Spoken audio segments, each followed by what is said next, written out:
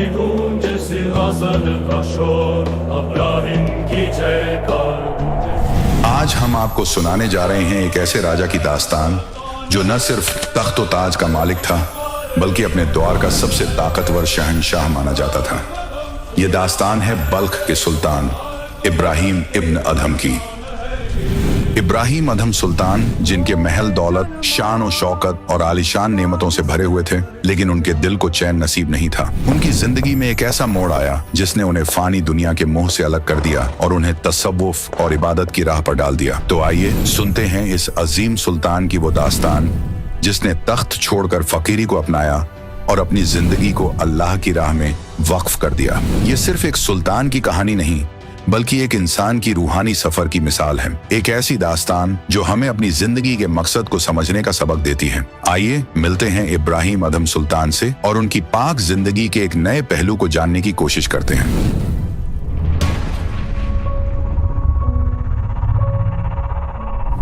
क्या आपने कभी सोचा है कि मौत के बाद क्या होता है? क्या हमारी रूह एक गहरी अब्दी नींद में चली जाती है या फिर किसी पुरअसरार आलम में सफर करती है? क्या पुनर्जन्म यानी तनासुख महज एक ख्वाबी ख्याल है या शायद ऐसी कोई हकीकत है जो हमारी सोच से कहीं परे है? तसव्वुर कीजिए एक ऐसी दुनिया जहां जिंदगी और मौत के बीच की दीवार धुंधली हो जाती है, जहां रूहें अपने मुकद्दर का इंतजार करती हैं और जन्नत और दोज़ख के राज खुलते हैं। ये कोई ख्याली कहानी नहीं, बल्कि इस्लाम के गहरे राजों में से एक है। सदियों से मुस्लिम मुआशरे में एक सवाल लोगों के जहन में घूमता रहा है, क्या वाकई हमारी रूहें कयामत तक सोती रहती हैं या फिर उस रूह का किसी आसमानी मुकाम में सुकूनत होती है? आज हम इसी पेचीदा मुअम्मे को सुलझाने की कोशिश करेंगे। दीन इस्लाम के मुताबिक जब इंसान इस दुनिया ए फानी से रुखसत होता है तो उसकी रूह को रोज़े कयामत तक इंतजार करना पड़ता है। फिर इस्लामी अकीदे के मुताबिक कयामत के रोज अल्लाह ताला सबको दोबारा जिंदा करेगा और उनके अमाल का हिसाब किताब लिया जाएगा। इस मुहासिबे के बाद नेक लोगों को जन्नत की नेमतें नसीब होंगी,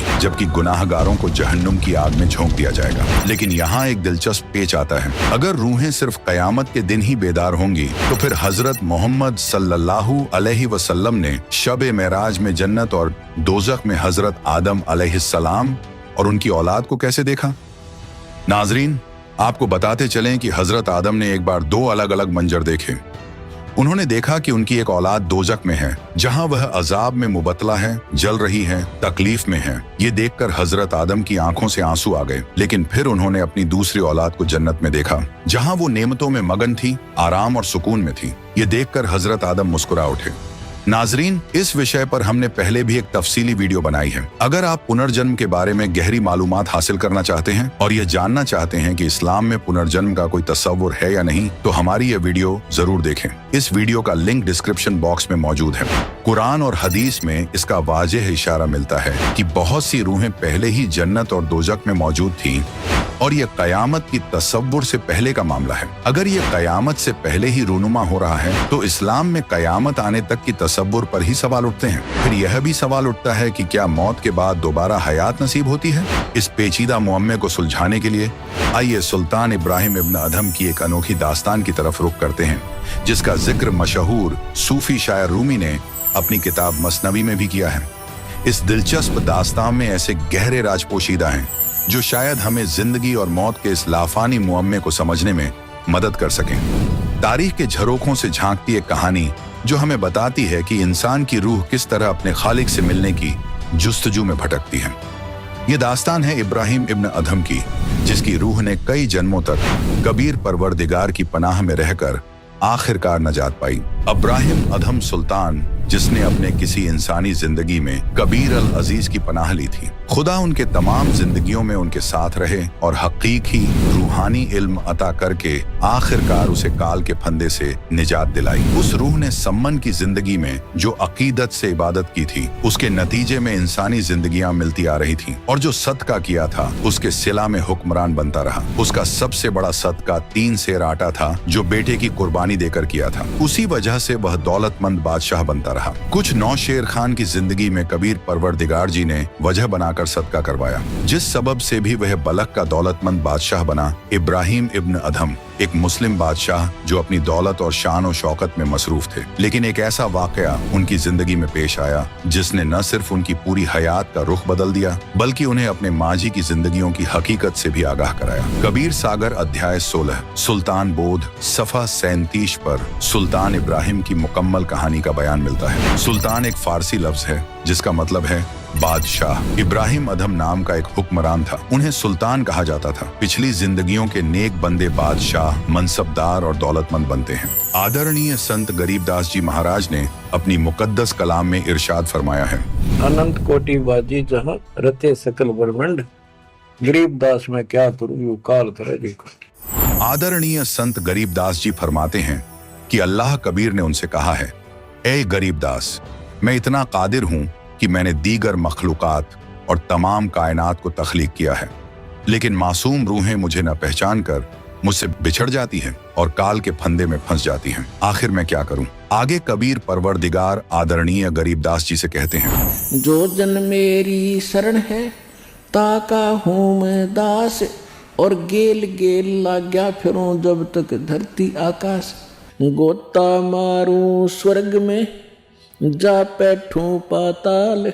गरीबदास में ढूंढता फिरूं अपने हीरे मोती लाल। कबीर और रहमान का फरमान है कि जो बंदा उनसे बैअत यानी नाम दीक्षा लेता है वह उसे हर हाल में नजात दिलाएंगे, चाहे इस जिंदगी में हो या किसी और में। वह उस रूह को अपनी हिफाजत में लेकर काल के फंदे से आजाद करेंगे और उसे सतलोक की राह दिखाएंगे जो नेमतों का घर है। इसी वादे के तहत इब्राहिम इब्न अधम की रूह पिछले कई जन्मों से कबीर परवरदिगार की हिफाजत में थी, मगर एक बार फिर काल ने अपना दांव चला और उसे नाम से मुनक्ता कर दिया। एक रात बादशाह के मकान के करीब किसी नेक बंदे के मकान में कुछ दरवेश आए। रात भर उन्होंने सत्संग फरमाया। बादशाह ने रात में अपने मकान की छत पर बैठकर पूरा सत्संग गौर से सुना। अल्लाह की इबादत की जबरदस्त तहरीक हुई। सुबह अपने वजीरों से कहा कि किसी नेक दरवेश का पता करो और मुझे मिलवाओ। एक मक्कार बाबा बड़ा मशहूर था। बादशाह को उसके पास ले जाया गया। बादशाह उसके बताए तरीके से इबादत करने लगा। बादशाह की उंगली में एक बेशकीमती अंगूठी थी। मक्कार बाबा दिखावा तो करता था कि वह माल और दौलत को हाथ तक नहीं लगाता। लगता था कि बड़ा तारिक दुनिया फकीर है, मगर था धोखेबाज। सुल्तान भी उससे मुतासिर था। उस बाबा ने अपने खास खादिम से कहा कि जिस झरगर ने बादशाह इब्राहिम की अंगूठी बनाई है, उस झरगर से वैसी ही अंगूठी नकली हीरों और मोतियों वाली नकली सोने की बनवाला। नकली अंगूठी बिल्कुल हूबहू बन गई। एक रोज बादशाह दरवेश के पास गया। दरवेश ने कश्ती सवारी की ख्वाहिश की। सुल्तान इब्राहिम अधम ने फौरन कश्ती सवारी का इंतजाम करवाया। तालाब के बीच में जाकर बाबा ने कहा, जनाबे आली, आपकी अंगूठी बेहद खूबसूरत है, जरा दिखाना। बादशाह ने अंगूठी निकालकर दरवेश को दे दी और बाबा देखने लगा। नजर बचाकर अंगूठी बदल दी। बादशाह ने कहा कि आप चाहें तो अंगूठी रख लें या और बनवा दूं। बाबा ने कहा, अरे फकीरों के लिए तो यह खाक है खाक। यह कहकर नकली अंगूठी तालाब में फेंक दी। यह देख बादशाह को पूरा यकीन हो गया कि वाकई में दरवेश तारिक दुनिया फकीर है। मगर कुछ दिन बाद ही उस मक्कार बाबा का भांडा फूट गया। उसके राजदार मुरीद ने बादशाह को सारा किस्सा बताया। इब्राहिम सुल्तान बाबा के पास गए। तब बादशाह ने वह अंगूठी उसी बाबा की झोंपड़ी की जमीन में दफन पाई तो बहुत रंजीदा हुआ और दरवेशों से एतबार उठ गया। उस मक्कार को कैद खाने में डाल दिया।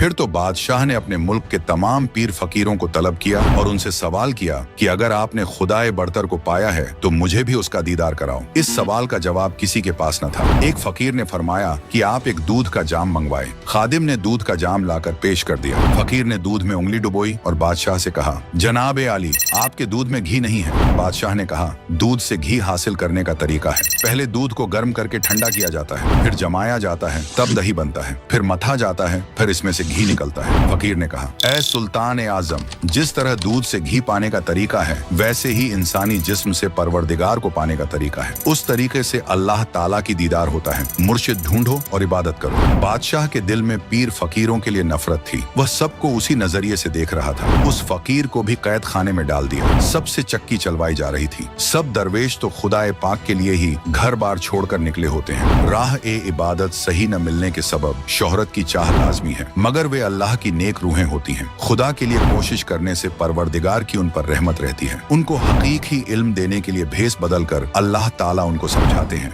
लेकिन काल के फंदे में उलझकर वे अंधे हो जाते हैं और हकीकत को नजरअंदाज कर देते हैं। मगर खुदाए करीम तो सबका बाप है। वह बच्चा जानकर मुआफ कर देता है और उनकी भी मदद फरमाता है। कैद खाने में गमगीन पीर फकीरों की फरियाद सुनकर उनको रिहा कराने के लिए और अपने नेक आबिद अब्राहम सुल्तान को काल के फंदे से निजात दिलाने के लिए कबीर परवरदिगार एक भैंसे पर सवार होकर सुल्तान अधम के दरबार ए आला में तशरीफ लाए। दरवेश के लिबास में परवरदिगार को देखकर इब्राहिम सुल्तान ने पूछा, आप किस मकसद से आए हैं? परवरदिगार ने फरमाया कि आपके सवाल का जवाब देने आया हूँ। इब्राहिम ने सवाल किया कि मुझे बताइए, खुदा कैसा है? अगर आप खुदा से मिले हैं तो मुझे भी मिलवाइए। कबीर जी ने भैंसे से कहा कि बता दे भैंसा, अल्लाह कैसा है? कहाँ है? खुदा की कसम सच कहना। भैंसा इंसान की तरह बोला, कहा कि इब्राहिम मेरे ऊपर जो बैठा यही अल्लाहू अकबर है। सुल्तान को भैंसे को बोलते देखकर हैरत हुई और मुतासिर भी हुआ। सोचने लगा कि यह कोई करिश्मा हो सकता है। कबीर परवरदिगार भैंसे समेत वहाँ से गायब हो गए। इब्राहिम को चक्कर आ गया। कबीर परवरदिगार कैद खाने के सामने खड़े हो गए। सिपाहियों को हुक्म था कि कोई भी दरवेश मिले उसे कैद में डाल दो, इसलिए उन्होंने कबीर परवरदिगार को कैद कर दिया। सिपाहियों ने कहा कि चक्की चलाओ। बाकी सब फकीर भी चक्की चलाकर आटा पीस रहे थे और गिड़गिड़ा रहे थे। कबीर परवरदिगार ने सिपाहियों से कहा कि हम कैदी एक काम करेंगे, एक काम सिपाही करेंगे। हम चक्की चलाएंगे तो तुम सिपाही चक्की में गंदुम, गेहूं, चना,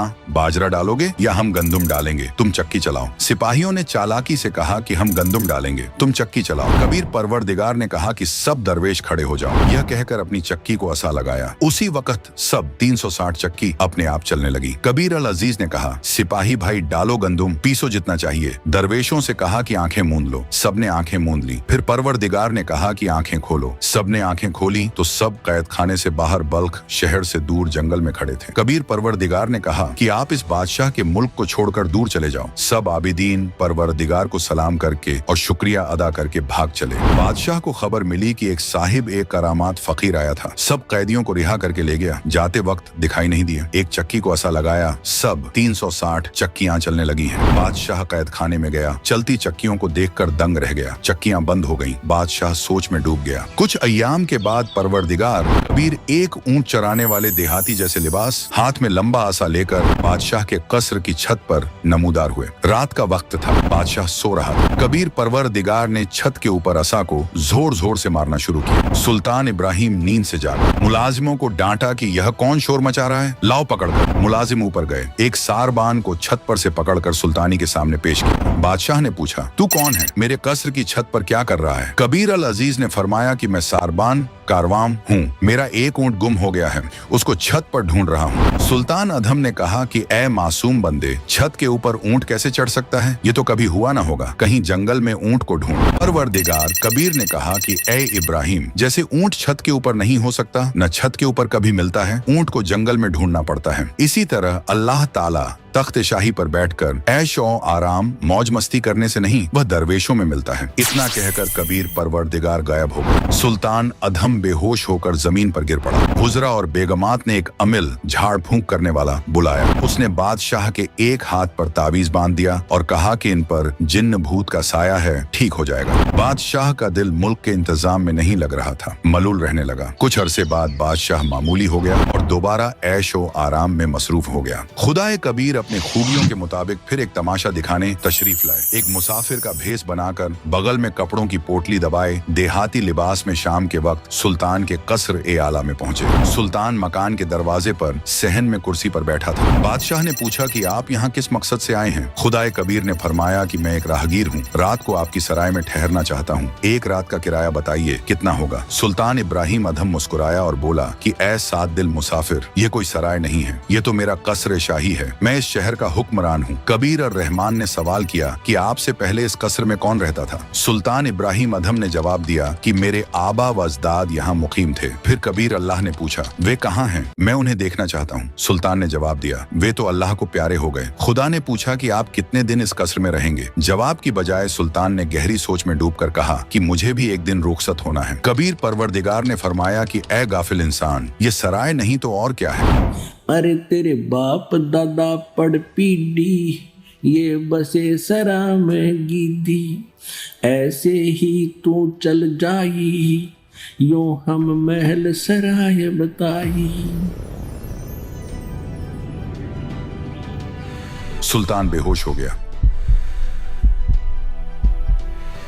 कुछ अय्याम बाद बादशाह फिर अपनी पुरानी रवायत पर लौट आया। रोज के वक्त सुल्तान इब्राहिम अपने नौलखा बाग में आराम फरमाया करता था। उसके बिस्तर को एक कनीज आरास्ता करती थी। चारों तरफ गुलदस्ते सजाती थी। कनीजों का लिबास मलिकाओं से अलग होता था। तमाम कनीजों का लिबास एक जैसा होता था। रहीम और करीम कबीर ने उस अपनी अजीज रूह के जिस्म को काल के फंदे से निजात दिलाने के लिए क्या क्या तदबीरें की। एक रोज खुदाए कबीर ने एक कनीज का भेस बनाया। बाग में सुल्तान का बिस्तर एक खास आरास्ता किया। फूलों के गुलदस्ते निहायत खूबसूरत अंदाज में सजाए और खुद उस पलंग पर लेट गए। सुल्तान इब्राहिम आया तो देखा एक कनीज मेरे शाही पलंग पर सो रही है। इसे मेरा जरा सा भी खौफ नहीं है। बादशाह ने उसी लम्हे कोड़ा उठाकर लेटे हुए खुदा कबीर की कमर पर 3 बार मारा। 3 निशान कमर पर नुमाया हो गए। चाम उधड़ गया। कनीज के भेस में खुदा ने पलंग से उतरकर एक बार गिरिया का इजहार किया और फिर जोर जोर से हंसने लगी। इतनी तकलीफ के बावजूद कनीज को हंसते देखकर इब्राहिम हैरत में पड़ गया। वह सोच रहा था कि कनीज को तो बेहोश हो जाना चाहिए था या जान से जाना चाहिए था। सुल्तान ने कनीज के भेस में खुदा का हाथ थामा और पूछा कि ऐ कनीज, इतना क्यों हंस रही है? खुदा कबीर ने फरमाया कि मैंने इस बिस्तर पर एक घड़ी आराम किया। एक घड़ी के सुकून का बदला मुझे 3 कोड़े मिले। मेरे जिस्म का चाम भी उधड़ गया। मैं इसलिए हंस रही हूँ कि जो इस नापाक सेज पर शबो रोज सोता है उसका क्या हश्र होगा। मुझे तेरे हाल पर रहम आ रहा है ऐ गाफिल इंसान। कहे खवास सुनो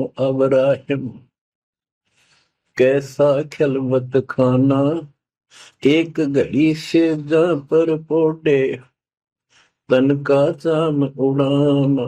जो सोवत सो रहता उनका के हाल बुझाता। इतना कहते अंतर्जाल हो गया। ये मंजर देखकर सुल्तान अधम बेहोश हो गया। जब होश आया तो हैरत में पड़ गया कि ये क्या हो रहा है, मेरी समझ से परे है। कुछ अरसे बाद वुज़रा और बेगमात ने मशवरा दिया कि बादशाह को शिकार पर ले जाओ। कई दिनों तक जंगल में रहो, इनके दिल की परेशानी कम हो जाएगी। ऐसा ही किया गया। पहले ही दिन जोहर तक कोई शिकार नजर न आया। सुल्तान को यह सब नागवार गुजरा। जंगल में तो हिरणों के गल्ले फिरते हैं। आज एक हिरण भी नजर नहीं आया। नागहां एक हिरण दिखाई दिया। बादशाह ने कहा कि यह हिरण किसी सूरत में बचकर नहीं जाना चाहिए। जिसके करीब से जिंदा गुजर गया उसकी खैर नहीं। इतना कहते ही हिरण सुल्तान के घोड़े के नीचे से निकलकर जंगल की तरफ भाग निकला। बादशाह ने शर्मिंदगी के मारे घोड़ा पीछे पीछे दौड़ाया। दूर जाकर हिरण जंगल में गायब हो गया। सुल्तान और घोड़े को शदीद प्यास लग गई। जान पर बन आई। अल्लाह से पानी की दुआ की। वापस अपने खैमे की तरफ चल पड़ा, मगर खैमा 1 घंटे की मसाफत पर था। वहां तक जिंदा पहुंचना मुश्किल था। कुछ दूर चलकर इधर उधर नजर दौड़ाई तो एक जिंदा फकीर बैठा नजर आया। करीब में साफ पानी का एक छोटा तालाब था। उसके चारों तरफ फलदार दरख्त थे। शीरीं फल लगे थे। सुल्तान को जिंदगी की उम्मीद की दिखाई दी। पानी पिया, कुछ फल खाए, घोड़े को भी पानी पिलाया और शजर से बांध दिया। जिंदा बाबा की तरफ देखा तो उनके पास 3 खूबसूरत कुत्ते बंधे थे और एक कुत्ता बांधने की जंजीर साथ में रखी थी। सुल्तान ने फकीर को अदब से अस्सलाम वालेकुम कहा, गोया कि वो एक गुलिस्तान में दाखिल हो रहा हो। फकीर ने भी जवाब में एक रूहानी लहजा में वालेकुम सलाम कहा। बादशाह ने कहा, ए फकीर, तुम इन 3 कुत्तों का क्या करेंगे? इनमें से 2 मुझे इनायत फरमा दीजिए। फकीर ने जवाब दिया, ये कुत्ते मैं किसी को नहीं दे सकता। ये तीनों शाही कुत्ते हैं। इन्हें मैंने सबको सिखाना है। ये तीनों बल्ख शहर के शहंशाह रहे हैं। सुल्तानी को बात कुछ हजम नहीं हुई। फकीर ने फिर कहा, मैं इन्हें नसीहत करता था कि तुम अल्लाह को याद किया करो। इस फानी दुनिया में हमेशा नहीं रहोगे। मरने के बाद कुत्ते की जिंदगी पाओगे। अब तुम शाही खाने, बिरयानी, कबाब, जर्दा और मेवे खा रहे हो। ये तुम्हारे पिछली जिंदगी के नेक आमाल और इबादत का नतीजा है। अगर इस इंसानी जिंदगी में इबादत नहीं करोगे तो कुत्ते जैसे जानवरों की जिंदगी में तकलीफ उठाओगे। खाने को ये लजीज खाना नहीं मिलेगा। झूठे टुकड़े खाया करोगे, गंदगी खाओगे, नाली का मैला पानी पियोगे। फकीर ने अपनी बात जारी रखी। जब ये बादशाह थे तब इन्होंने मेरी बातों पर जरा भी तवज्जो नहीं दी। ये सोचते थे कि यह फकीर बेवकूफ है, सल्तनत को कौन संभालेगा, बेगमों का क्या होगा। अब ये तीनों कुत्ते बन गए हैं। देखो, मैंने काजू बादाम किशमिश से बना हुआ हलवा खीर इनके सामने रखा है। इन्हें खाने नहीं देता हूं। जब ये खाने की कोशिश करते हैं तो मैं इन्हें सजा देता हूं। यह कहकर कबीर परवरदिगार ने जो एक लोहे की बेल रखी थी उसे उठाकर कुत्तों को मारना शुरू किया। कुत्ते चीख पुकार मचाने लगे। परवरदिगार बोले, खाओ ना हलवा, खिलाऊं तुम्हें, बासी सूखे टुकड़े डालूंगा। ए घुड़सवार भाई, फकीर ने कहा, ये जो खाली बेल रखी है ये बताऊं किस लिए है। जो बल्ख शहर का बादशाह सुल्तान इब्राहिम इब्न अधम है, वह भी दुनिया और सल्तनत की चकाचौंध में अंधा होकर अल्लाह को भूल गया है। अब उसे याद नहीं कि मरकर कुत्ता भी बन सकता है। उसे बहुत बार नसीहत दी कि इबादत कर ले, इस कसर ए सराय में हमेशा नहीं रहेगा, लेकिन उसे खुदा का कोई खौफ नहीं है। वह तो खुद को खुदा समझकर मासूम फकीरों को सजा दे रहा है। मैं तो यहाँ दूर बैठा हूँ, इसलिए बचा हूँ। वह बादशाह मरेगा, इबादत के बिना कुत्ता बनेगा, उसे लाकर इस जंजीर से बांधूंगा। जिंदा फकीर के मुंह से ये अल्फाज सुनकर और कुत्तों की शक्ल में अपने आबा वजदाद की बदहाली देखकर इब्राहिम कांपने लगा और बोला, ए फकीर, बल्ख शहर का बादशाह मैं ही हूं, मुझे माफ कर दीजिए। यह कहकर फकीर के कदमों में गिर गया। कुछ देर बाद जब वह उठा तो देखा वहां न तो जिंदा फकीर था, न तालाब, न बाघ था, न कुत्ते थे। सुल्तान इसे ख्वाब भी नहीं मान सकता था, क्योंकि घोड़े के पांव अभी भी गीले थे। कुछ फल तोड़कर रखे थे, वे भी मौजूद थे। सुल्तान को समझते देर नहीं लगी। घोड़े पर सवार हुआ और पड़ाव पर आया। मुंह से कुछ न बोल पाया। हाथ से इशारा किया कि सामान बांधो और लौट चलो शहर को। कुछ ही लम्हों में काफिला बल्ख शहर की ओर रवाना हो गया। जब सुल्तान इब्राहिम अपने महल पहुंचा तो एक कमरे में जाकर अकेला बैठ गया और फूट फूट कर रोने लगा। रानियों ने, वजीरों ने बहुत समझाने की कोशिश की। कहने लगे, ऐ हुजूर, ये दुनिया फानी है, इसमें ऐसा होता रहता है, हिम्मत रखिए। खास रानियां कहने लगी, ऐसा तो औरतों के साथ होता है, आप तो मर्द हैं, आपको सब्र करना चाहिए। आप तो अपनी रियाया के सरपरस्त हैं, आपको मजबूती से अपने फराइज अंजाम देने चाहिए। इतने में एक कुत्ता वहां आ गया। उसके सिर पर गहरा जख्म था जिसमें कीड़े पड़ चुके थे। वो तड़प रहा था। कुत्ता इंसानी जुबान में बोल उठा, ऐ सुल्तान इब्राहिम, मैं भी कभी एक बादशाह था, लेकिन मैंने अपनी सल्तनत के गरूर में बेगुनाह जानों का कत्ल किया, शिकार में बेकसूर जानवर मारे, जंग में नाहक खून बहाया। आज वही तमाम गुनाह मेरे साथ हिसाब बराबर कर रहे हैं। ये कीड़े जो मेरे जख्मों को नोच रहे हैं, यही मेरे की का अजाब है। अब मैं कुछ करने के काबिल नहीं। ऐ इब्राहिम, यही हाल तेरा भी होने वाला है। देख ले अपना अंजाम। तू दुनिया की झूठी दौलत और सल्तनत के मोह में पड़ा हुआ है और अपनी आखिरत को बर्बाद कर रहा है। तेरे पीछे पीछे अल्लाह ताला तुझे राहे हक दिखाने के लिए बुला रहा है, लेकिन तू अब तक गफलत में है। यह लीला भी खुद खुदा ए कबीर जी ने की थी। यह अंतिम झटका था सुल्तान इब्राहिम को दलदल से निकालने का। उसी रात्रि में सुल्तान इब्राहिम ने अपने मुख पर काली स्याही लेपकर एक अल्फी के स्थान पर एक शॉल लपेटा। फिर कमरे में कमद बांधकर पीछे के रास्ते से उतरकर चल पड़ा। वो पूरी रात अल्लाह की याद में चलता रहा। तकरीबन 20 किलोमीटर का सफर तय किया तो उसे शदीद भूख लगी। उसने आगे एक मालन को देखा जो बेर बेच रही थी। वह मालन खुद खुदा ए कबीर जी ही थे, जो एक मालन का भेस बनाकर रास्ते में बाग के बाहर बेर बेच रहे थे। सुल्तान मालन के पास गया और उनसे बैरों का भाव पूछा तो मालन ने बताया कि एक आने के सेर 1 रुपये में 16 आने होते थे। एक सेर यानी 1 किलोग्राम। सुल्तान के पास आना नहीं था। उसने जो जूती पहन रखी थी, उन दोनों की कीमत उस समय 2.5 लाख रुपये थी। ऊपर हीरे पन्ने जड़े थे। सुल्तान ने कहा कि मेरे पास 1 आना या रुपया नहीं है, ये झूठी हैं, इनकी कीमत 2.5 लाख रुपये है। ये दोनों ले लो, मुझे भूख लगी है, 1 सेर बेर तोल दो। मालन 1 सेर बेर तोलकर इब्राहिम के शॉल के पल्ले में डालने लगी तो एक बेर नीचे गिर गया। उस बेर को उठाने के लिए मालन ने भी हाथ बढ़ाया और इब्राहिम ने भी मालन के हाथ से बेर छीनना चाहा। दोनों अपना बेर होने का दावा करने लगे। उसी वक्त खुदाए कबीर ने मालन का रूप बदलकर अपने वास्तविक रूप में आ गए और सुल्तान को जोर से एक थप्पड़ मारा और कहने लगे, ये गमवार, तू इतना मूर्ख, 2.5 लाख की जूती छोड़ रहा है और 1 पैसे के बेर के ऊपर झगड़ा कर रहा है। ये कैसा त्याग है तेरा? जा वापस कर ले अपना राज। खुदाए कबीर ने कहा कि हे प्यारी आत्मा, घर के त्याग देने से कुछ नहीं होता, हृदय से त्याग मिट्टी समझ इसको। तब उसको अपनी गलती का एहसास हुआ और फिर परवरदिगार कबीर जी ने कहा, इब्राहिम मैं वही अल खिज्र हूँ जिसके पास कुरान ज्ञानदाता ने हजरत मूसा को सच्चा इल्म लेने के लिए भेजा था, लेकिन हजरत मूसा मेरी शर्तों पर खरा नहीं उतर सका, इसलिए मैंने हजरत मूसा को वह सच्चा इल्म नहीं बख्शा। इब्राहिम अब तू घर त्याग कर आ गया है, इसलिए मैं अब तुझे वह गुप्त इल्म बता रहा हूँ।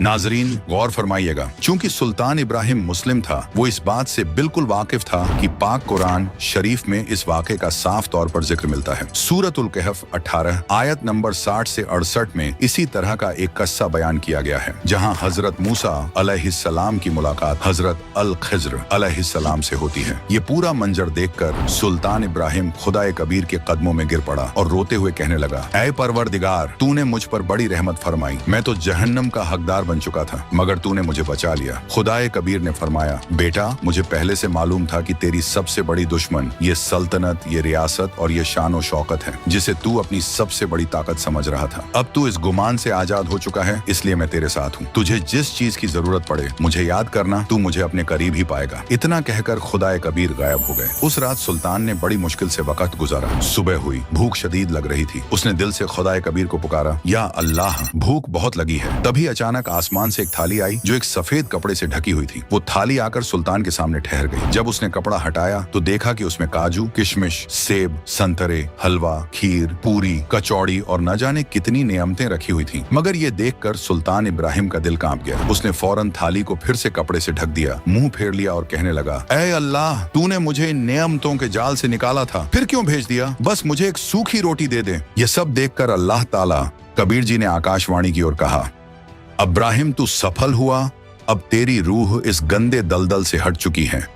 अब तू जंगल से लकड़ी तोड़ और उसे बेचकर अपना गुजारा कर और भक्ति कर, लेकिन सच्चे नाम बिना बात नहीं बनेगी।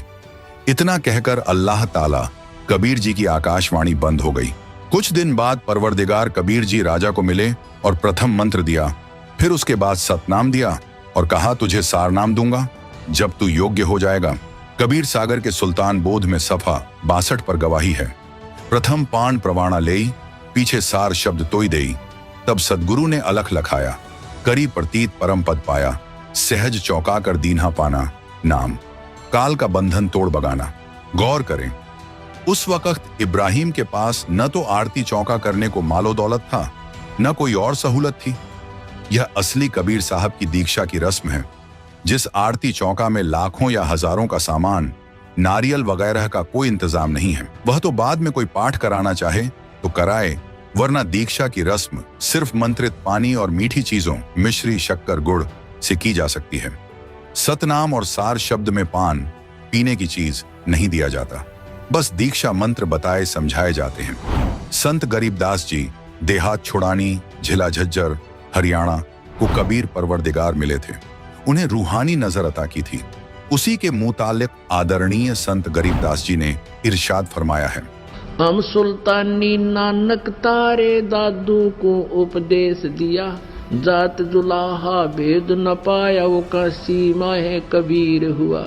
अनंत कोट ब्रह्मांड का एक रति नहीं भारे, सतगुरु पुरुष कबीर हैं ये कुल के सिरजनहारे। कुछ अर्श बाद एक दिन राजा गांव से गुजर रहा था। रास्ते में वर्षा होने लगी, शीतल वायु बहने लगी। अब्राहिम ने एक झोंपड़ी देखी जो एक किसान की थी। उसके पास 2 बीघा जमीन बिना सिंचाई की थी। एक बूढ़ी गाय जो 4-5 बार प्रसव कर चुकी थी। एक काणी स्त्री थी। शीतल वायु के कारण उत्पन्न ठंड से बचने के लिए अब्राहिम अधम सुल्तान उस झोंपड़ी के पीछे लेट गया। रात्रि में दोनों पति पत्नी बातें कर रहे थे कि वर्षा अच्छी हो गई है, गाय का चारा पर्याप्त हो जाएगा, अपने खाने के लिए भी अच्छी फसल पकेगी, अपने ऐसे ठाठ हो जाएंगे, ऐसे तो बलख बुखारे के बादशाह के भी नहीं हैं। सुल्तान अब्राहिम अधम ये सब वार्ता सुनकर उनकी बुद्धि पर पत्थर गिरे जानकर उनको भविष्य के दुखों से अवगत कराने के उद्देश्य से सूर्योदय तक वहीं पर ठहरा रहा। सुबह उठकर उनकी झोंपड़ी के द्वार पर खड़ा होकर सलाम किया। दोनों पति पत्नी झोंपड़ी से बाहर आए। अब्राहिम उनको भक्ति करने तथा माया से मुख मोड़ने का ज्ञान देने लगा। कहा कि आपके पास तो एक गाय है, एक स्त्री है, 2 बीघा जमीन है, आप इसी से चिपके बैठे हो, इसे बलख के बादशाह से भी अधिक ठाठ मान रहे हो।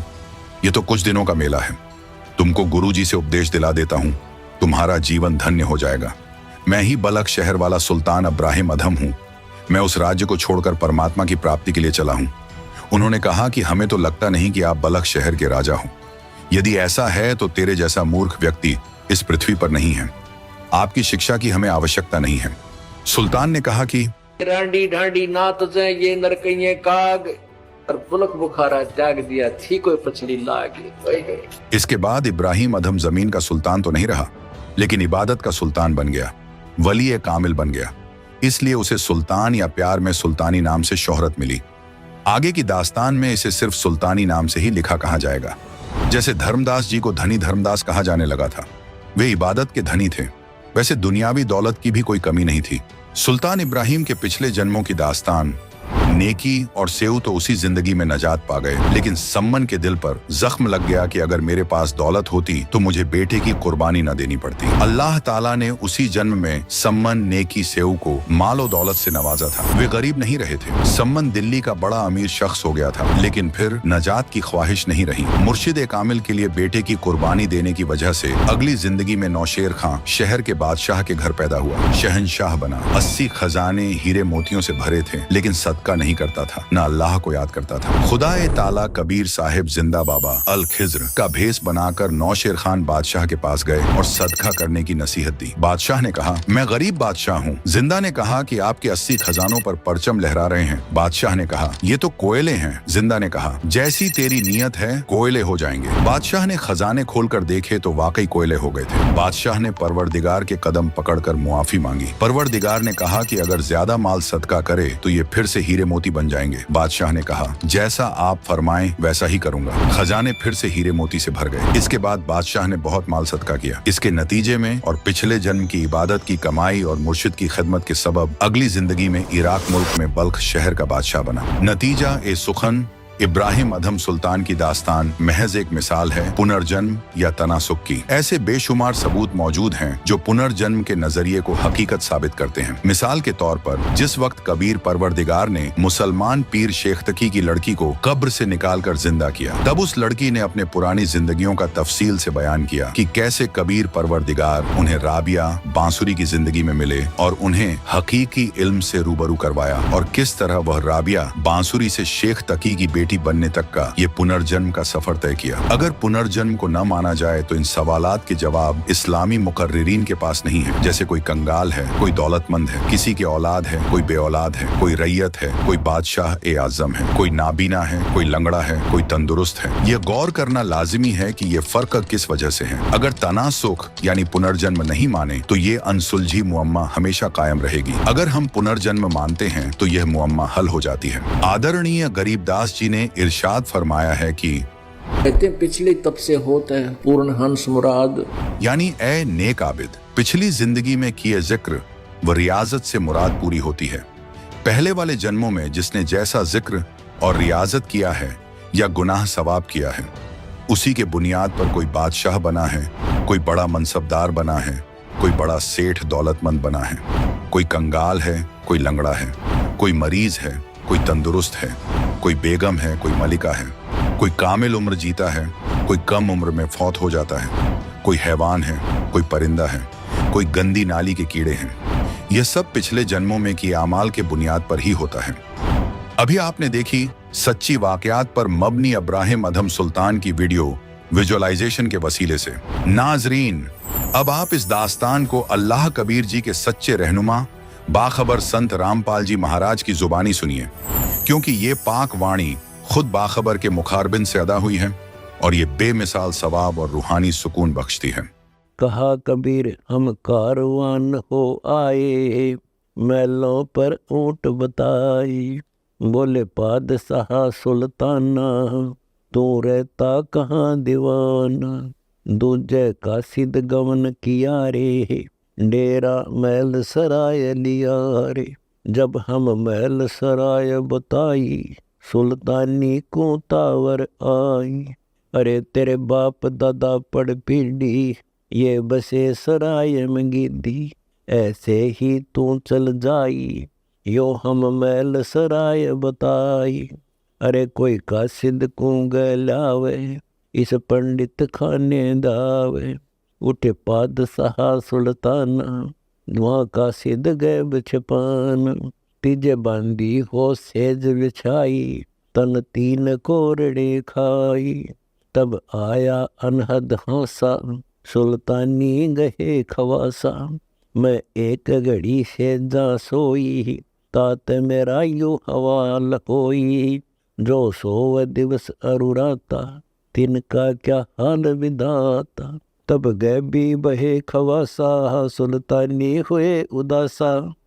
यो कौन छलावा भाई, या का कुछ भेद न पाई। चौथे योगी वहे अमजिंदा, लिन तीन कुते गल फंदा। दीनी हम साकल डारी, सुल्तानी चले बगबाड़ी। बोले पातशाह सुल्ताना, कहाँ से आए जिंद दीवाना। ये तीन कुत्ते क्या कीजे, इनमें से दो हमको दीजे। अरे तेरे बाप दादा हैं भाई, इन बड़ बद फैल कमाई। या लो लंगर शीश लगाई, तब कुत्तों धूम मचाई। अरे तेरे बाप दादा पड़ पिड्डी, तू समझे क्यों नहीं गिद्दी। अब तू तख्त बैठ कर भूली, तेरा मन चढ़ने को सोली। योगी जिंदा गैब बयारे, हम ना कुछ भेद लहारे। बोले पादशाह सुल्ताना, जा खड़े अमीर दीवाना। ये चार चरित्र बीते, हम ना कछु भेद न लीते। वहाँ कबीर मारा ज्ञान गलोला, सुल्तानी मुख नहीं बोला। तब लगे ज्ञान के बाना, खाड़ी बेगम माल खजाना। सुल्तानी योग लिया रे, कबीर सतगुरु उपदेश दिया रे। छोड़ा 18 लाख तुरारे, सब लाग्या माल बुरारे। छोड़े गज गए बरजल होड़ा, अब बहे बाट के रोड़ा। संग 16 सहस सुहेली, एक से एक अधिक नवेली। छोड़े हीरे हिरंबर लाला, सुल्तानी मोटे ताला। जिन लोक पर गिना त्याग्या, सुन शब्द अनाहद लाग्या।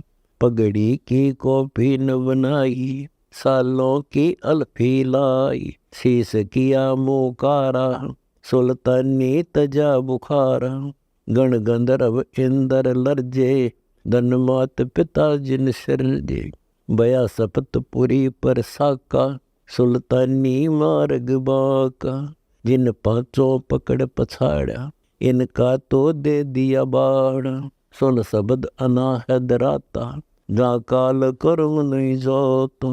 नहीं कच्छ मच्छ कूरम्बा, जा धौल धरणी नहीं थम्बा।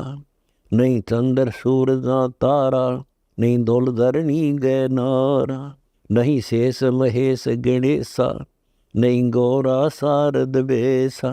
जा ब्रह्मा विष्णु नवाणी, नहीं नारद शारद जानी। जा नहीं रावण नहीं रामा, नहीं माया का विश्राम। जा परशुराम नहीं परचा, नहीं बलि बावन की चर्चा। नहीं कंस कन है करतारा, नहीं गोपी ग्वाल पसारा। यो आवन जान बखेड़ा, या कौन बसावे खेड़ा। जानो 10वां नहीं भाई, दूजे कूठा हर नाही। जा नहीं आचार विचारा, नहीं कोई सालग पूजन हारा। वेद कुरान पंडित काजी, जा काल कर्म नहीं बाजी। नहीं हिंदू मुसलमाना, कुछ राम न दुआ सलाम। जा पाती पान न पूजा, कोई देव नहीं है दूजा। जा देवल धाम न देही, चिन्हो क्यों न शब्द स्नेही। नहीं पिंड प्राण जा श्वासा, नहीं मेर सुमेर कैलासा। नहीं सतयुग द्वापर त्रेता, कहूँ कलयुग कारण केता। यो तो अंजन ज्ञान सफारे, देखो दीदार नफारे। नी बीज सत निरंजन लोई, जल थल में रमता सोई। है निर्भय निर्गुण बीना, सोई शब्द अतीतम चीना। अडोल अबोल अनाथा, नहीं देखा आवत जाता।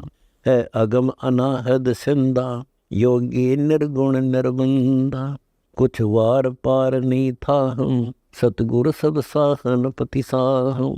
उल्टा पंथ खोज है मीना, सतगुरु कबीर भेद कह दीना। यो सिंधु अथा अनुपम, कुछ ना छाया ना धूपम। जहाँ गगन ध्वनि दरवानी, जहाँ बाजे सत सैनानी।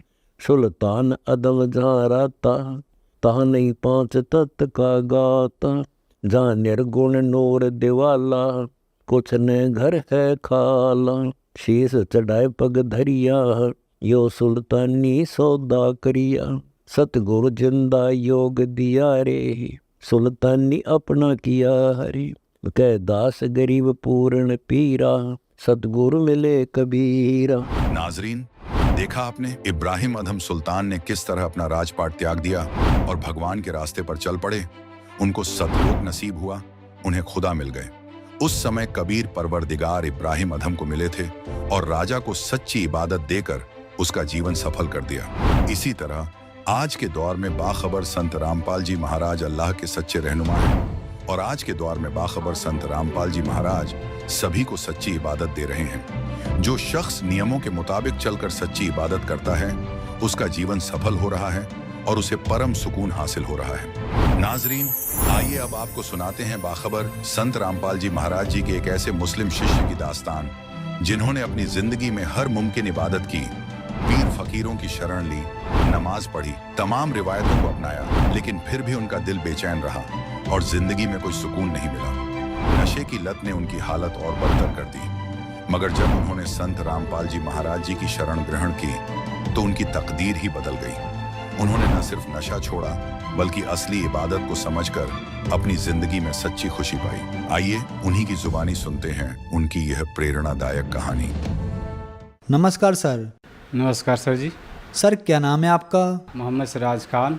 मोहम्मद सिराज खान जी, आप कहाँ से हैं? जिला गया बिहार से हूँ जी। मोहम्मद सिराज खान जी, आपने संत रामपाल जी महाराज से नाम दीक्षा कब ली? 2013 में लिया जी। मोहम्मद सिराज खान जी, संत रामपाल जी महाराज की शरण में आने से पहले आप क्या भक्ति साधना या इबादत किया करते थे? मोहम्मदन समाज से मैं जो किया करता था, जो अपने पूर्वज का नमाज पढ़ना, रोज़े रखना, बकरीद मनाना, मुहर्रम मनाना, ये सब करता था जी। और उसमें अपने एक पीर बनाया था जी। इससे पहले संत रामपाल जी महाराज से पहले मैं 2 पीर बनाया जी। अपने मुसलमान धर्म में पिछली भक्ति साधना सब किया करता था जी। तो फिर क्या कारण बना कि आप संत रामपाल जी महाराज की शरण में आए? जी सर जी, कारण यह बना कि जिस पीर से हम जुड़े हुए थे जी, जिनके शरण में थे, वो कुछ ऐसा हमारे साथ ऐसा कुछ लगा कि ये गलत है। तो फिर एक संत रामपाल जी महाराज के शिष्य थे, तो उनसे कुछ वार्तालाप होती थी जी। तो ऐसा हुआ ना कि एक लगातार 1 महीना ऐसे चलते रहा, सिलसिला चलते रहा। मैं अपना ज्ञान चलाते रहा। वो अपना भगत जी संत रामपाल जी महाराज जी के शिष्य अपना ज्ञान चर्चा करते रहते थे और आसुनी कन्या रामायणी करते थे और संध्या आरती करते थे। तो हम उनका सुनते थे और संत रामपाल जी महाराज जी की जयकारा लगाते थे भगत जी। तो हम भी उसको याद कर लिए। तो मैं भी सोचा कि मैं बोल के देखता हूँ। अपने जयकारा लगाता था, संत रामपाल जी महाराज जी की जय, कबीर परमात्मा की जय, मतलब इस तरह से मैं याद कर लिया था। तो लगाता था जी, तो हमको अंदर से लगता था ना कि बहुत सी ताकत मिल रहा। तो फिर जैसे जैसे और लगता था कि और मैं बोलूं, तो इस तरह से बोलना स्टार्ट कर दिया जी।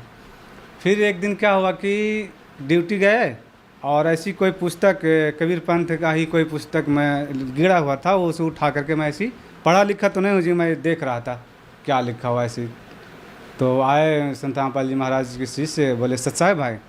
तो हम भी बोला सच्चा ही भाई। तो बोले कि भैया ये पुस्तक क्या पढ़ते हो? पुस्तक हम देते हैं, वो पढ़ना। कौन सा पुस्तक है? बोले कि ज्ञान गंगा है। हम बोले और कुछ? तो एक आपको हरियाणी नू इस तरह से पुस्तक बताया। तो हमने कि आप हमको दे दो। हालांकि पढ़ा लिखा तो मैं नहीं हूँ, लेकिन फिर भी दे दो, मैं देखूँगा। उसके बाद घर लेके आया। शाम में घर लेके आए, बोले देने समय संत रामपाल जी महाराज जी के शिष्य बताए कि भैया ये पुस्तक मत समझना, ये आपके अल्लाह जा रहे हैं साथ में। तो हमें पूरा विश्वास हो गया भगत जी उस समय, जो कह रहे हैं एकदम सही बता रहे हैं, मतलब ऐसा हमको फील हो रहा था। तो घर लेके आए, तो पढ़ा लिखा तो नहीं था जी, लेकिन थोड़ा सा ऐसी देख रहा था। तो घर वाले हमारे पत्नी जी थे और बच्चे लोग मजाक उड़ा रहे थे कि पापा तो पढ़ते नहीं हैं, आज पुस्तक पढ़ रहे हैं। तो हम बोला ठीक है कोई बात नहीं, हम ऐसा हमको लग रहा हम देख रहे हैं। तो जैसे सुना करते थे पहले कि कोई कबीर पंथ ऐसा जो था जो पुस्तक लेके बोलता था कि ये भी सही है, ये भी सही है, मैं उसी तरीक़े से करने लगा जी, ये भी सही है, ये भी सही है। और इसी करते करते हमें पढ़ना आ गया जी। फिर धीरे धीरे पढ़ने लगा। तो सबसे पहले पढ़ा सृष्टि रचना जी।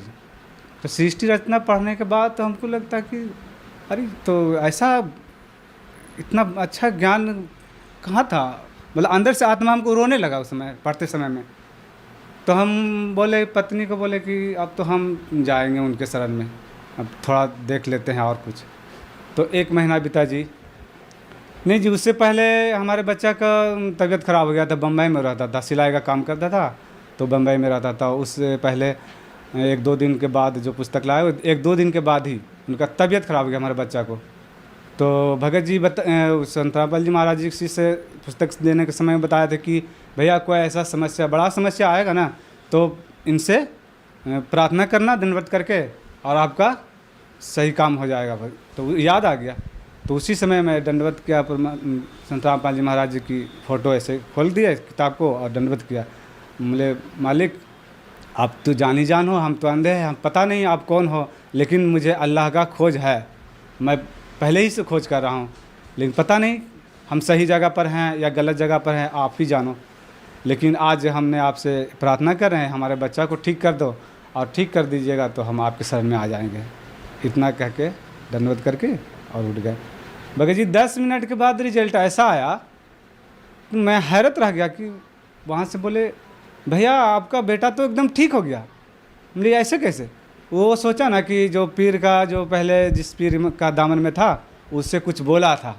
वो बोला कि आप बोले थे क्या भैया? हम बोले कि नहीं ऐसा कुछ हम नहीं बोले, हम मन ही मन में अपना बोले कि हम एक ऐसी घर बैठे एक पुस्तक था, उनमें संत रामपाल जी महाराज जी के फ़ोटो लगा हुआ था, उससे हम ऐसी प्रार्थना किए थे। तो फिर बोलने में मतलब वो दूसरा फील समझा, क्योंकि वो पहले गुरु भाई था, तो हम जब बोले ना तो उसको चोट सा जैसा लगा, फिर चुप हो गया। तो फिर हमें तो विश्वास हो गया कि अब तुम्हारे परमात्मा, हमारे अल्लाह तो यही है, जो कि 10 मिनट के अंदर ऐसा रिजल्ट आ गया जी। उस समय हम ठान लिए कि अब हम संत रामपाल जी महाराज के शरण में जाएंगे ही जाएंगे, चाहे दुनिया कुछ भी कह दे। तो घर में बहुत सा मुर्गी वगैरह रहता था, मतलब नफरत सा जैसा होने लगा। और उसके बाद वो जो संत रामपाल जी महाराज जी के शिष्य थे, उनसे हम चिप में अपना मेमोरी में डलवा लिए थे कि भैया से कुछ हमको डाल दो, हम सुनेंगे। तो वो सत्संग डाल दिए, वहाँ संत रामपाल जी महाराज जी के बरवाला आश्रम में ले गए। संत रामपाल जी महाराज से नाम दीक्षा लिए। मोहम्मद सिराज खान जी, संत रामपाल जी महाराज से नाम दीक्षा लेने के बाद आपको क्या लाभ मिले? भगत जी लाभ तो बहुत सारे मिले हैं संत रामपाल जी महाराज जी की दया से, लेकिन मोटा मोटा सा लाभ बताता हूँ मैं। सबसे पहले लाभ तो भगत जी आपको पहले बताया कि हमारे बच्चे का बीमारी ठीक हो गया। उसके बाद हमारी पत्नी को बवासीर का बीमारी था, वो भी परमात्मा की दया से, संत रामपाल जी महाराज जी की दया से ठीक हो गया जी। और एक लाभ और हुआ भगत जी, हमारी पत्नी जी रेलवे लाइन में गुस्सा के मारे कटने चली गई थी भगत जी। संत रामपाल जी महाराज जी के हमने नाम दीक्षा ले ली थी। उसके बाद तो हम संत रामपाल जी महाराज जी के घर में दंडवत प्रणाम स्थान था, उस जगह दंडवत किए और बोले कि मालिक अब इस दास का इज्जत आपके हाथ में है, हमारे छोटे छोटे से बच्चे हैं, अगर कुछ हो जाता है तो दास का इज्जत का कोई ये नहीं रहेगा, अब आप ही जानो कैसे होगा। अब इतना बोल करके हम दंडवत करके बैठ गए। फिर देखें, सोचे कि देख लेते हैं फिर एक बार, पता नहीं किधर चले गए। तो आप इधर निकले आगे तो देख रहे हैं कि चली आ रही है, और आते के साथ बहुत से आके घबरा के रोने लगी। मुझे रोती हैं क्यों? तो माफ़ी मांगने लगी पत्नी। बोले हमसे माफ़ी क्यों मांग रहे हो, परमात्मा से माफ़ी मांगो। हम तो परमात्मा से अर्जी लगाए थे। हमारी पत्नी का जीवन दान दिए परमात्मा संत रामपाल जी महाराज। उसके बाद जी हमारे महल्ले एक बेटा है, वो प्रणाम स्थल के नीचे ही वो सोता था जी रात में, और एक चौकी था बगल में जी आगे, उस पर हमारे बड़े बच्चे सोते थे और बच्चे सोते थे। और नीचे जो चौकी के नीचे जो होता है ना, एक सांप ऐसे बैठ करके और ऐसे करके गुरुजी के सामने का फ़ोटो और दम तोड़ दिया जी। हमारे बच्चे ऐसे लेटे हुए थे सामने रात में। फिर क्या हुआ कि रात में आवाज़ मिलता था, लेकिन पता नहीं, हमको लगता कि बाहर में बोलता होगा। फिर हमारी बच्ची जी, छोटी सी बच्ची है, वो झाड़ू देने के लिए गए तो देखा कि अरे ये तो क्या है, तो निकाला तो देख रहे हैं कि इसी सांप ऐसे बैठा हुआ और ऐसे फंद मार के दम तोड़ दिया भगत जी। फिर उसके बाद फिर एक लाभ और भगत जी संत रामपाल जी महाराज जी की दया से हुई कि हमारे बड़े वाले बच्चा को पत्थरी का शिकायत हो गया था जी, वो परमात्मा की दया से वो भी ठीक हो गया जी। सर जी ये है डॉक्टर का ये रिपोर्ट है अल्ट्रासाउंड का, उन्होंने अल्ट्रासाउंड में बता दिया जी कि ये 2 पत्थरी हो गया है जी। ऑपरेशन बोला था, लेकिन संत रामपाल जी महाराज जी की आश्रम पर प्रार्थना लगाने से परमात्मा संत रामपाल जी महाराज की दया से हमारे बच्चे का पत्थरी का ऑपरेशन नहीं कराना पड़ा और अपने आप ठीक हो गया जी। मोहम्मद सिराज खान जी, क्या आप कोई नशा भी करते थे? जी मैं नशा बहुत करता था जी, काम करके आते थे जी, ताड़े पीना, कभी दारू भी पी लेना अपने साथी संगत के साथ, गांजा भांग बीड़ी सिगरेट सब नशा करते थे जी। संत रामपाल जी महाराज जी की दया से जब नाम दीक्षा लिए जी तो सारे नशा छूट गए जी, सारे हमारे कष्ट दूर हो गए जी। और हमारे परमात्मा संत रामपाल जी महाराज की दया से आज यहाँ एक कट्ठा ज़मीन भी परमात्मा की दया से हो गई जी, संत रामपाल जी महाराज की दया से जी। मोहम्मद सिराज खान जी, आपने संत रामपाल जी महाराज से नाम दीक्षा ली और आप मुस्लिम समाज से हैं, तो क्या संत रामपाल जी महाराज से नाम दीक्षा लेने के बाद आप हिंदू बन गए? जी हमारे संत रामपाल जी महाराज हिंदू नहीं बनाते जी। हमारे संत रामपाल जी महाराज जो धर्म में है, मुस्लिम है तो मुस्लिम रहो जी, लेकिन अपने ग्रंथों को देखो और ग्रंथ में जो भक्ति विधि है वो करो, ये हमारे संत रामपाल जी महाराज जी बताते हैं। हिंदू धर्म का ग्रंथ है तो हिंदू को बताते हैं कि अपने ग्रंथों से तुलना कर लो, ग्रंथ क्या बताती है वो भक्ति करो। हमारे संत रामपाल जी महाराज जी यही बताते हैं जी। संत रामपाल जी महाराज से नाम दीक्षा कैसे ले सकते हैं? जी संत रामपाल जी महाराज जी की दीक्षा लेने के लिए हम एक चैनल टीवी पर आते हैं, उनका प्रोग्राम आते हैं, उसमें पीली पट्टी पर नंबर चलते हैं, उसे पीली पट्टी पर नंबर लेकर के अपना किसी नज़दीक सेंटर से संपर्क करें और अपना नाम दीक्षा ले, जीवन कल्याण करें। धन्यवाद सर। धन्यवाद जी।